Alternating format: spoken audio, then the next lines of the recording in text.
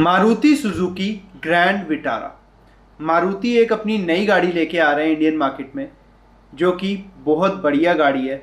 गाड़ी की कुछ चीज़ें हम ऑलरेडी देख चुके हैं। सबसे पहली बात, गाड़ी का नाम ग्रैंड विटारा है। इसका मतलब ये नहीं है कि इसका कोई भी लिंक है ब्रेजा से। इस चीज़ के बारे में मैं आगे आपको बताऊंगा। और ये गाड़ी जो है ये ब्रेजा की सेगमेंट में नहीं होगी, किसी और सेगमेंट में नहीं होगी उस जैसी। ये गाड़ी आएगी आपकी क्रेटा, सेल्टॉस, कोशैक, एस्टर और टोयोटा की नई आई हुई हाई राइडर वाली सेगमेंट में। इस गाड़ी के बारे में आप लोग काफ़ी सारी डिटेल्स जानते हैं। बाकी की सारी डिटेल्स आज आपको इस वीडियो में मिल जाएंगी। तो बिना टाइम वेस्ट किए हुए हम वीडियो को स्टार्ट कर लेते हैं। Welcome to another new video of the Weekaholic. मैं हूं आदित्य और आज के इस वीडियो में हम बात करने जा रहे हैं ग्रैंड विटारा की। अब ये मारुति सुजुकी की तरफ से आने वाली एक नई गाड़ी है। इस सेगमेंट में ऑलरेडी काफ़ी गाड़ियां थी और काफ़ी ज़्यादा गाड़ियां इस सेगमेंट की इंडियन मार्केट में आज की डेट में बिक भी रही हैं। क्रेटा और सेल्टॉस उनमें से सबसे ज़्यादा बिकने वाली दो गाड़ियां। अब जब टोयोटा ने अपनी अर्बन क्रूजर हाई राइडर इसमें लॉन्च कर दी और मारुति अपनी ग्रैंड विटारा को लेके आ रहा है इसी सेगमेंट में, तो ये सेगमेंट हिलने वाली है। ये मैं आपको अभी से बता रहा हूँ। आप अगर ना भी चाहें तब भी आपको सड़क पे ये गाड़ी बहुत ज़्यादा दिखेगी और ये गाड़ियाँ मार्केट को कुछ हद तक चेंज ज़रूर करेंगी। अब इन गाड़ियों में बहुत सारी चीज़ें हैं। ये गाड़ी थोड़ा सा वेट कराएगी हमें अभी, बट ये वेट करना वर्थ है।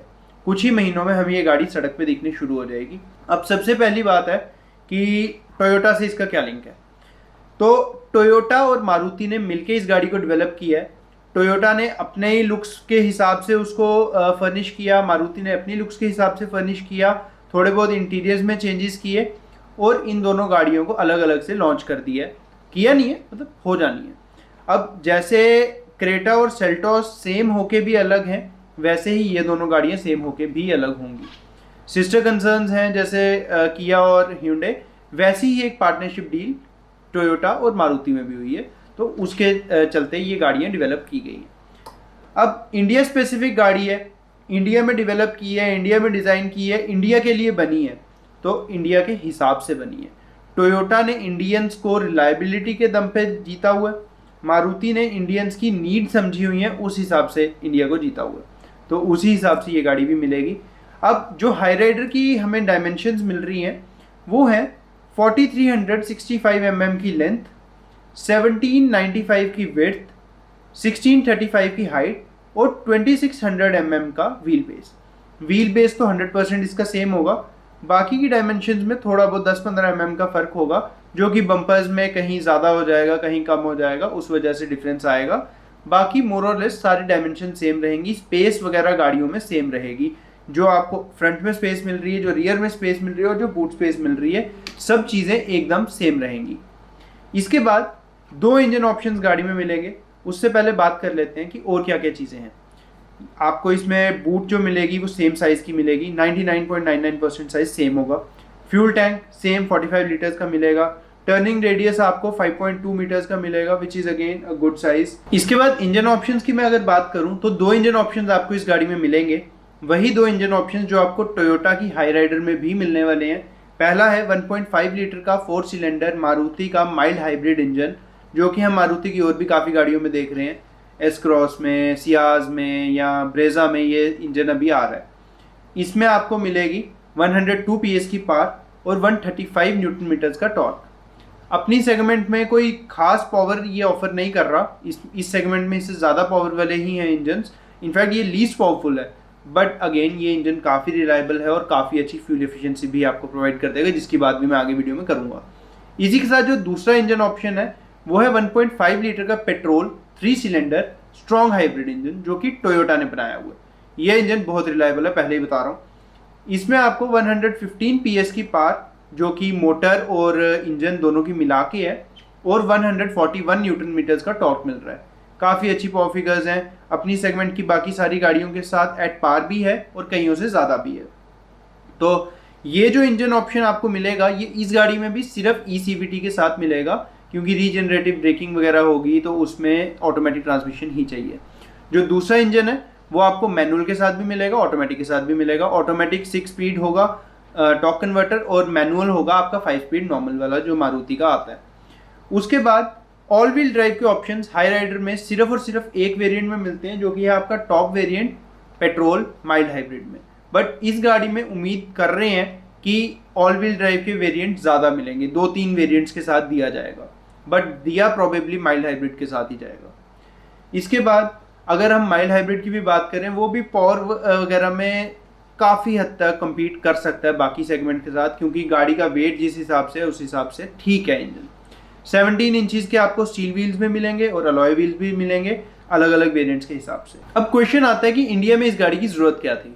तो ज़रूरत ये थी कि मारुति की इस सेगमेंट में जो गाड़ी आ रही थी एस क्रॉस, वो कुछ खास परफॉर्म नहीं कर रही थी, और जो ब्रेजा परफॉर्म कर रही थी वो काफ़ी अच्छा परफॉर्म कर रही थी। बट ब्रेजा अब एक लोअर सेगमेंट में आती है इन गाड़ियों की कंपेरेटिवली, और ये गाड़ियाँ एक हायर सेगमेंट में हैं। अब इनकी सेगमेंट में एक गाड़ी मारुति की आ गई और एक गाड़ी टोयोटा की आ गई, तो कंपटीशन काफ़ी स्ट्रांग होने वाला है। और मारुति की गाड़ियाँ जैसी भी हों अल्टीमेटली बिकती हैं, मोस्टली सब गाड़ियाँ बिकती हैं, और इस गाड़ी का प्लेटफॉर्म अच्छा होने की वजह से ये गाड़ी सेफ भी होगी, इसलिए ये गाड़ी रिकमेंड करना थोड़ा आसान भी होगा क्रेटा वाली सेगमेंट में, क्योंकि बाकी गाड़ियाँ काफ़ी ख़राब परफॉर्म कर रही हैं सेफ्टी के स्टैंडर्ड्स में, सब नहीं, कुछ एक दो। इसके बाद अगर मैं मेन कॉम्पिटिटर्स की बात करता हूँ ना, जो कि क्रेटा और सेल्टॉस हैं, तो ये ऑब्वियसली उनसे ज़्यादा सेफ भी होगी, उनसे ज़्यादा रिलायबल भी होगी। उसके बाद अब प्लेटफॉर्म की जैसे मैंने बात की, तो ब्रेजा का प्लेटफॉर्म वही वाला प्लेटफॉर्म इसमें यूज़ किया हुआ है। हाँ, उसमें कुछ मॉडिफिकेशंस किए हैं, उसको साइज़ में बढ़ाया है वगैरह, ये किया है, बट प्लेटफॉर्म की जो स्ट्रेंथ थी उसके साथ नहीं छेड़छाड़ की गई है। तो 4 स्टार्स तो ये गाड़ी लाएगी ही लाएगी आराम से। हाँ, एक्सटर्नल फैक्टर्स की वजह से या एडिशनल फीचर्स की वजह से जो सेफ्टी में दिए गए हैं, हो सकता है ये गाड़ी 5 स्टार भी स्कोर कर ले। बट इसमें एक फैक्टर ये भी आता है कि एनकैप की रेटिंग के जो नॉर्म्स थे वो चेंज हुए हैं, तो उसकी वजह से अब हमें देखना पड़ेगा ये कैसा स्कोर करती है। इसके बाद अगर सेफ्टी फीचर्स की मैं बात कर रहा हूँ अभी, तो बता दूँ 6 airbags, ABS, EBD, ESC, hill hold control, hill descent control, tyre pressure monitoring system, isofix seats, 360 degree camera जैसे सेफ्टी फीचर्स आपको इस गाड़ी में मिल रहे हैं, जो कि बहुत अच्छी चीज़ है। इसके बाद कनेक्टेड कार के फीचर्स मिल रहे हैं, यार बहुत अच्छी चीज़ है, ये ज़रूरत वाले फीचर्स होते हैं, काम आते हैं। इसके बाद आपको हेड्सअप डिस्प्ले मिल रही है, पैनारोमिक सनरूफ मिल रही है, इंडियंस को बहुत पसंद है भाई। इसके बाद आपको वेंटिलेटेड सीट्स भी मिल रही हैं, इसकी इंडिया में सच में ज़रूरत है। मतलब पता नहीं क्यों इसको सिर्फ हायर वेरिएंट के लिए रिस्ट्रिक्ट कर दिया जाता है, बट मैं कहता हूँ पैनोरामिक सनरूफ को आप सिर्फ हायर वेरिएंट के लिए छोड़ दो, टॉप वेरिएंट के लिए छोड़ दो, ये फीचर लोअर वेरिएंट्स में भी दे दो, काफ़ी ज़्यादा महंगा नहीं पड़ता है प्रोडक्शन में और बहुत काम आता है इंडिया की गर्मी में। चलो ठीक है। इसके बाद डुअल बैरल हेडलाइट्स या ट्रिपल बीम हेडलाइट्स आपको इसमें मिलेंगी, जो मारुति ने टीजर दिया है उसके हिसाब से लग रहा है कि ट्रिपल बीम मिलेंगी, या ये भी हो सकता है कि वो DRLs हों और डुअल बैरल हों, जैसे भी होगी हेडलाइट्स काफ़ी ज़्यादा स्ट्रॉन्ग होने वाली है। इसकी ब्रेजा की अपनी सेगमेंट में सबसे स्ट्रॉन्ग है, तो इसकी और उससे भी ज़्यादा स्ट्रॉन्ग होंगी। हाई राइडर जैसा डिज़ाइन नहीं है, फ्रंट में डिज़ाइन अलग है, जिसकी वजह से हेडलाइट की हाउसिंग बड़ी कर सकते हैं और हेडलाइट की हाउसिंग में ज़्यादा लाइट्स अकोमोडेट की जा सकती हैं, तो ये एक अच्छी चीज़ है। और DRL अगर वैसा ही है जैसा दिख रहा है तो बलिनो जैसा होगा कुछ कुछ। अब मैं अगर साइड से लुक्स वगैरह की बात करूँ ना इस गाड़ी की, तो यार लुक्स इस गाड़ी की काफ़ी अच्छी लग रही हैं। अब ये ब्रेजा से ऊपर एस क्रॉस जैसा और ग्रैंड विटारा पुरानी वाली से थोड़े से कैरेक्टरिस्टिक्स लेके जो एक मिक्सचर बनेगा, वैसी सी कुछ लुक्स इस गाड़ी को दी हुई हैं। बट जितना भी अभी तक दिखा है इस टीजर से, लुक्स मुझे दिख रहा है कि काफ़ी अच्छी होने वाली है गाड़ी की, तो मैं एक्साइटेड हूँ इस गाड़ी के लिए, टू बी वेरी ऑनेस्ट। इसके बाद ग्राउंड क्लियरेंस के नॉर्म्स जो चेंज हुए थे, उसकी वजह से ग्राउंड क्लियरेंस बहुत ज़्यादा हर कंपनी एडवर्टाइज नहीं कर रही है आजकल, बट उम्मीद है कि जो हमारे नॉर्मल मेजरिंग स्टैंडर्ड्स हैं उसके हिसाब से 190 से 200 mm के आसपास की आपको ग्राउंड क्लियरेंस गाड़ी में मिल जाएगी। इसके बाद बड़ा ग्लास एरिया है, आपको ट्रिपल एम्प सेटअप मिल रहा है, जो बैक में आपको लाइट्स मिल रही हैं वो कनेक्टेड है आपस में, जो बहुत अच्छी दिख रही हैं। इससे लुक्स काफ़ी इंप्रूव हो रही हैं गाड़ी की बैक से भी। हाई राइडर भी अच्छी दिख रही थी, ये उससे भी मुझे अच्छी दिखती हुई लग रही है। उसके बाद बात आ जाती है कि फीचर्स गाड़ी में भर भर के दिए हुए हैं। अब प्राइस वगैरह की मैं बात करूँ उससे पहले, अगर आपने ये वीडियो यहाँ तक देखा है तो ऑब्वियसली आप इस वीडियो को पसंद कर रहे हैं और कुछ ना कुछ आपको इन्फॉर्मेटिव मिल रहा है, तो प्लीज़ सब्सक्राइब कर लीजिए चैनल को और वीडियो को लाइक कर दीजिए। कुछ क्वेरी है या कोई भी मैसेज है तो आप नीचे कमेंट्स में ड्रॉप कर सकते हैं। इसके बाद आगे बात करें इंटीरियर की, तो इंटीरियर की जहाँ तक मुझे उम्मीद है, हाई राइडर का इंटीरियर काफ़ी हद तक स्टेबल है, इसका उससे थोड़ा सा इंफीरियर होगा क्वालिटी के मामले में। ये मेरे को इसलिए लग रहा है क्योंकि मारुति 100% हर चीज़ अच्छी कभी नहीं करता, कहीं ना कहीं कोई ना कोई कमी छोड़ देता है। तो मारुति इंटीरियर में कुछ ना कुछ गड़बड़ करेगा, थोड़े से हार्ड प्लास्टिक ज़्यादा दे देगा या क्रीकी प्लास्टिक दे देगा, तो ऐसा कुछ ना कुछ मारुति ज़रूर करेगा। इसके बाद अब मैं बताता हूँ हाइब्रिड और पेट्रोल का क्या सीन है इस गाड़ी में। जो स्ट्रॉन्ग हाइब्रिड इंजन है उसमें टोयोटा ने क्लेम किया था कि ये इंजन 60% अपना जो काम करेगा सिटी में वो सिर्फ और सिर्फ बैटरी पे ही कर लेगा। अब होगा क्या, जब आप गाड़ी को स्टार्ट करेंगे तो ये आपके बैटरी मोड में स्टार्ट होगी, बैटरी पे चलेगी। जब अपनी बैटरी की रेंज को एग्जॉस्ट करने वाली होगी, जो कि होगी अराउंड 30 to 40 किलोमीटर्स, तब ये पेट्रोल पे शिफ्ट हो जाएगी। और ये सारी चीज़ें इतनी सीमलेस होने वाली हैं कि आपको पता भी नहीं चलेगा कब किधर से क्या शिफ्ट हुआ।